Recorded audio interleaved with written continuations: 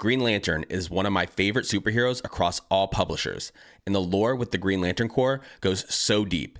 Let's take a look at 4 important comic books for one of the best Green Lanterns of all time, Kyle Rayner. Okay, what I have here are 4 key comic books to the Green Lantern, Kyle Rayner. In reverse order, we have Green Lantern number 51, number 50, number 49, and number 48. All of these books came out in 1994. The writer was Ron Marz, and the artist was Darryl Banks. And as you can see, all of these books are signed by the artist himself, Darryl Banks, who I think did an absolutely amazing job on all of these covers. I think these are all so iconic. So like I said in the intro, I absolutely love Green Lantern. I think it's one of the best lores in all of comic books. I think you have runs like from Jeff Johns, who expanded on that lore. And if you haven't read Jeff Johns' Green Lantern, it's one of the best runs in all of comics for any character. I highly recommend it.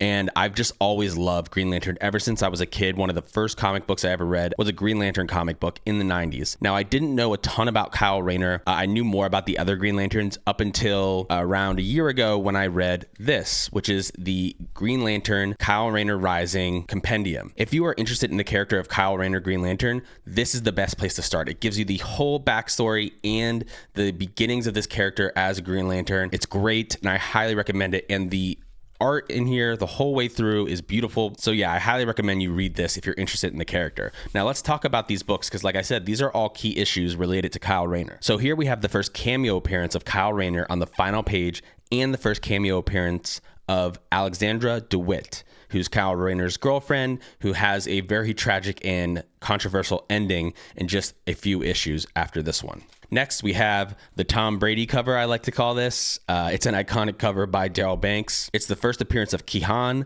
who is a Green Lantern who operated under Kilowog, and it's the first appearance of Hanu, a member of the Green Lantern Corps who oversees Sector 2. Now, this is the really big one right here. I love this cover, by the way, and you have on the front here, Hal Jordan as Parallax. It is the death of Sinestro, who's beaten by Hal Jordan, death of Kilowog, incinerated by Hal Jordan, first appearance of Hal Jordan as Parallax, first full appearance of Kyle Rayner. Kyle Rayner becomes the new Green Lantern, and of course, it's a glow-in-the-dark cover. That's what makes this one a key. And then right here, first cover of Kyle Rayner. This is the first issue where he's fully the Green Lantern throughout the issue. So let me give you a quick background on Kyle Rayner. He is a struggling but gifted freelance graphic artist who lived in Los Angeles.